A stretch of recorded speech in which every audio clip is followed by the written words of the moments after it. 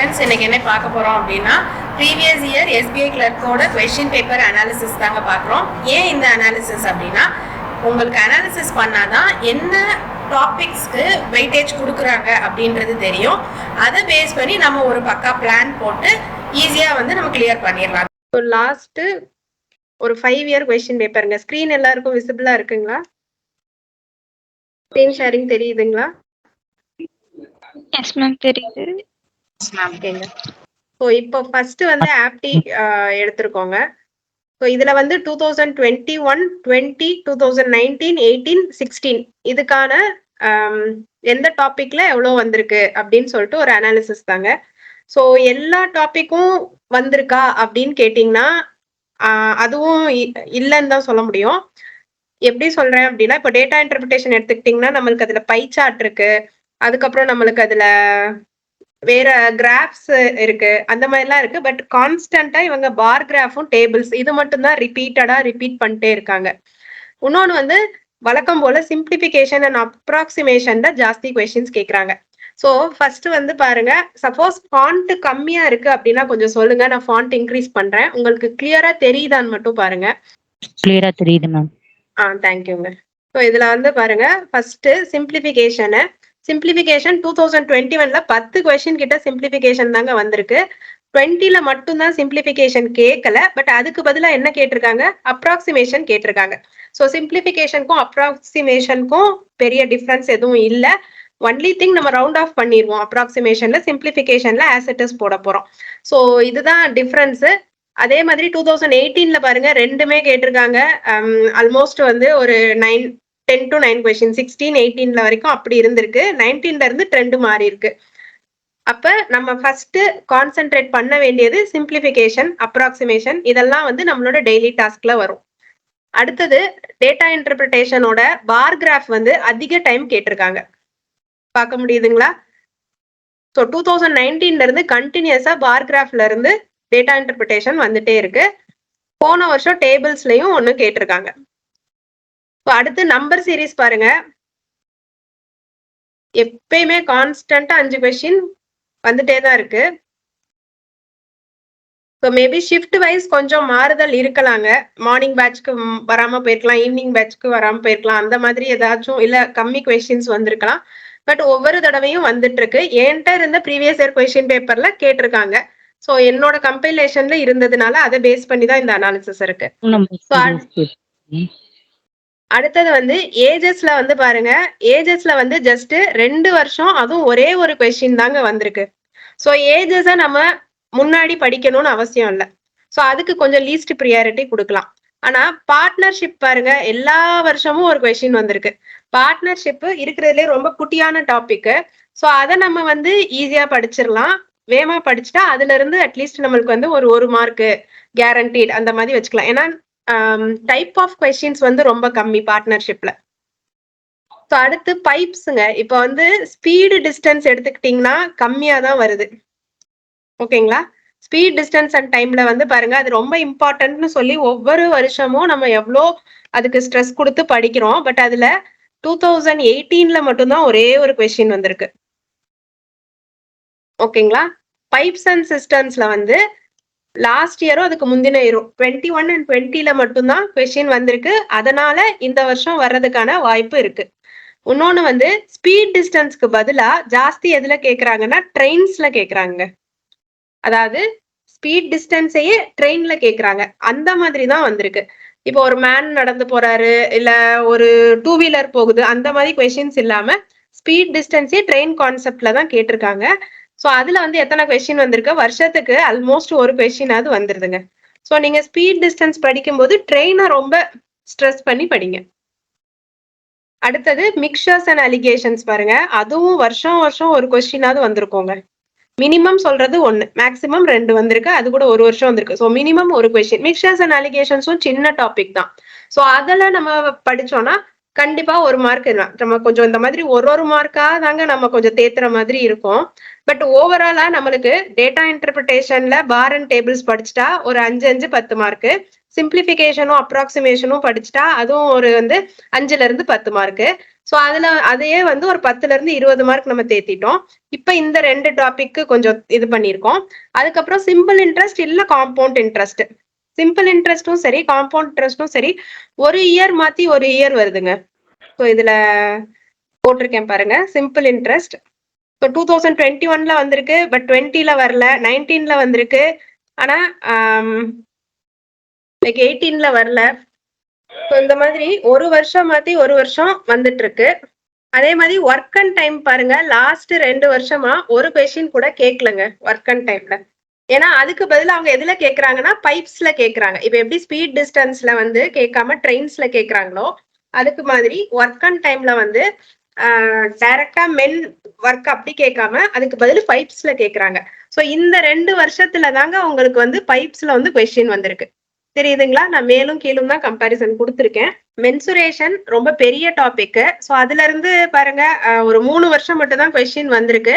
அப்படியே வந்தாலும் ஒரு கொஸ்டின் தான். ஆனா அவ்வளோ பெரிய டாபிக் படிச்சு ஒரே ஒரு கொஸ்டின் வந்து நம்ம அட்டன் பண்றதுக்கும் பார்ட்னர்ஷிப் இல்ல இந்த மாதிரி பைப்ஸ் அண்ட் சிஸ்டம்ஸ் இந்த மாதிரியான சின்ன சின்ன டாபிக்ஸை படிச்சு ஒரு கொஸ்டின் அட்டன் பண்றதுக்கும் வித்தியாசம் இருக்கு.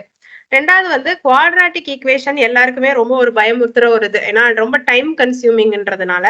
ஸோ அது வந்து பாத்தீங்கன்னா ஒரு 2 வருஷம் தாங்க வந்திருக்கு.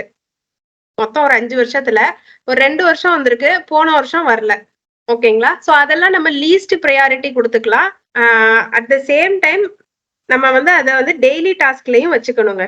ஏன்னா அது வந்து கொஞ்சம் கால்குலேஷன் ஓரியன்டாவும் இருக்கு இல்லையா? நம்மளுக்கு வந்து அதை லைக் என்ன சொல்றது, பிரிக்க தெரியணும். ஸோ அது வந்து ரொம்ப ப்ராக்டிஸ் பண்ணாதான் நம்மளுக்கு கொஞ்சம் நல்லா இருக்கும். ஸோ அதனால அது இருக்கட்டும்.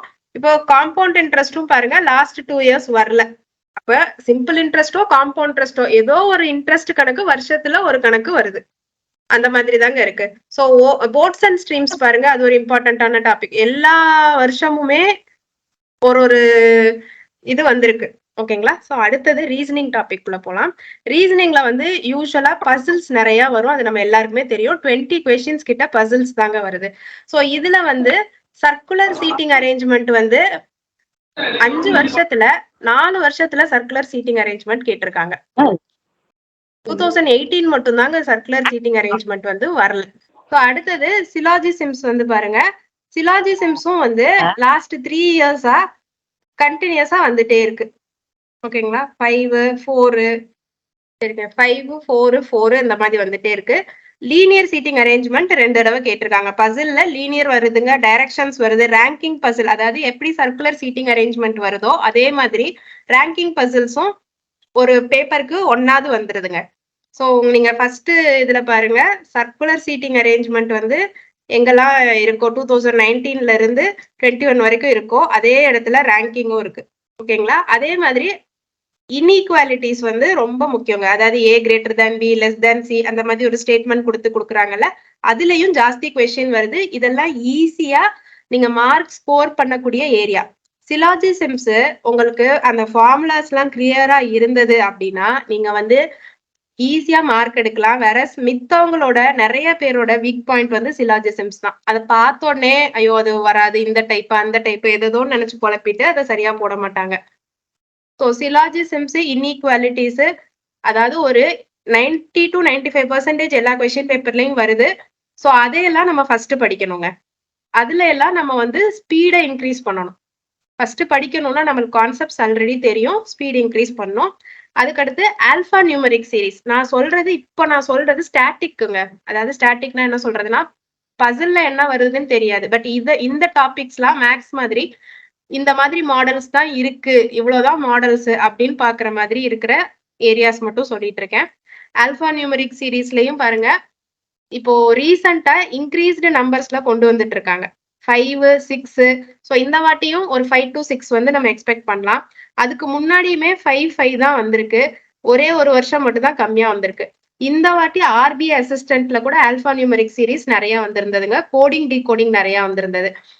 போன 2021ல கோடிங் டிகோடிங் கேட்கல, பட் கோடிங் டிகோடிங் இந்த வாட்டி கண்டிப்பா வரும், நிறையவே தான் வரும். அப்ப நம்ம ஃபர்ஸ்ட் ப்ரையாரிட்டிஸ் என்னவா இருக்க போகுது அப்படின்னா syllogisms, inequalities, alphanumeric series, coding decoding, அதுக்கப்புறம் பசில்ஸ். ஸோ அது போக, அதாவது நான் ரேங்கிங் பசில் சொல்லிட்டு சீட்டிங் அரேஞ்ச்மெண்ட் பசில் வந்திருக்கு அப்படின்றதும் சொல்லிட்டேன். அது போக ரேங்கிங்லயே நம்மளுக்கு வந்து ஆப்டா க்ளூ கொடுத்துருக்க மாட்டாங்க. ராமு வந்து சுந்தரியை விட ஹைட்ல டாலர், ஆனா சோமு விட ஷார்ட்டர், அந்த மாதிரி ஏதோ கொடுத்து அதை நம்ம லீனியரா தான் அரேஞ்ச் பண்ணியிருப்போம். ஒரு இன்இக்வாலிட்டி மாதிரி நம்ம போட்டு கொண்டு வருவோம்.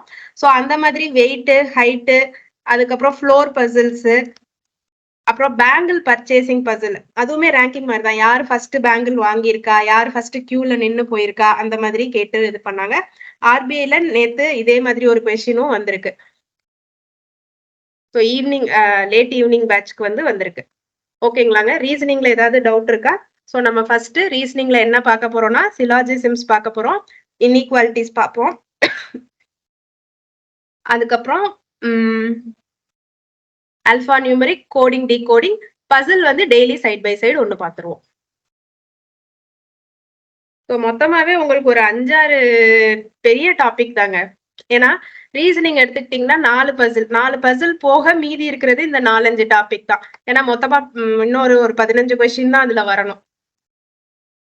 ஸோ அதனால பசிலுக்கு இந்த மாதிரி நம்ம பார்க்கலாங்க. இன்னொன்னு வந்து சாரி ரீசனிங்க்கு இந்த மாதிரி பார்க்கலாம். அடுத்து இங்கிலீஷ்ல வந்து அவங்க வேற வேற ஹெட்டிங்ஸ்ல கொடுத்திருந்தாலும் அதை வந்து நீங்க ஒரு 5-6 ஹெட்டிங்ல கொண்டு வந்துடுறாங்க. ஒன்னு வந்து எரர் ஸ்பாட்டிங். ஸோ இந்த 2020 இந்த வருஷத்துலயும் 2018 இந்த வருஷத்துலயும் 6+5 3+4 அப்படின்னு போட்டிருக்கேன்னா அது என்னதுன்னா எரர் ஸ்பாட்டிங்க வந்து லைக் ABCDன்னு ஒரே சென்டென்ஸை ஸ்பிளிட் பண்ணி கொடுத்துருப்பாங்கல்ல, அந்த மாதிரியும் கேட்டிருக்காங்க. ரெண்டாவது வந்து which is the correct sentence அப்படின்னு சொல்லிட்டு கீழே ABCDன்னு 4 ஆப்ஷன் கொடுத்து அதுல வந்து எது எரர் ஓட இருக்கிற சென்டென்ஸ், எது எரர் இல்லாத சென்டென்ஸ், அந்த மாதிரியும் கேட்டிருக்காங்க. ஸோ ரெண்டையுமே நான் எரர் ஸ்பாட்டிங் கீழே தான் கொண்டு வந்திருக்கேன். ஸோ ஓவராலா எரர் ஸ்பாட்டிங் பார்த்தீங்கன்னா ஆவரேஜா ஒரு 5 கொஸ்டின்ஸ் வந்து வழக்கமா வருது. க்ளோஸ் டெஸ்ட்டும் ஃபில் இன் த பிளாங்க்ஸ், சினானிம்ஸ்க்கு அந்த அதாவது அந்த சென்டென்ஸ்க்கு ஏத்த மாதிரியான மீனிங்கை நம்ம அதுல போய் போட போறோம். ஸோ அதுவுமே உங்களுக்கு வந்து ஒரு 5 கொஸ்டின்ஸ் வந்துருது. அடுத்து வேர்டு ரீஅரேஞ்ச்மெண்ட் அப்படின்னா என்னதுன்னா இந்த இடத்துக்கு இந்த வேர்டு வருமா, ABCD 4 வேர்டு கொடுத்து ஸோ டீல இருக்கிற வேர்டு ஏயோட இடத்துக்கு வந்தா கரெக்டா இருக்கும். அந்த மாதிரி ஒரே சென்டென்ஸ்ல வேர்டு ரீஅரேஞ்ச்மெண்டா இருக்கலாம், இல்ல சினானிம்ஸை ஃபில் பண்ற மாதிரி இருக்கலாம், இல்ல ஃப்ரேசல் வேர்ப்ஸ் மாதிரியான மீனிங் பார்த்து அந்த இடத்துல போடுற மாதிரி ஃபில்லின்ஸ் மாதிரி கொடுக்கலாம்.